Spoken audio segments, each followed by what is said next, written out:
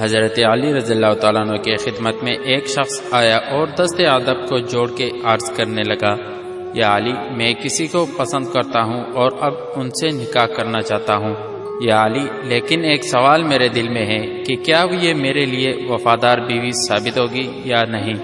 بس یہ کہنا تھا، اور حضرت علی رضی اللہ تعالیٰ عنہ نے فرمایا، اے شخص، یاد رکھنا، جو عورت اپنے والدین کی توہین کرتی ہو، اپنے استاد سے بدتمیزی کرتی ہو، اپنے گھر کی شکایتیں کرتی ہو، تو سمجھ جانا یہ آنے والے وقت میں ایک اچھی بیوی ثابت نہیں ہوگی۔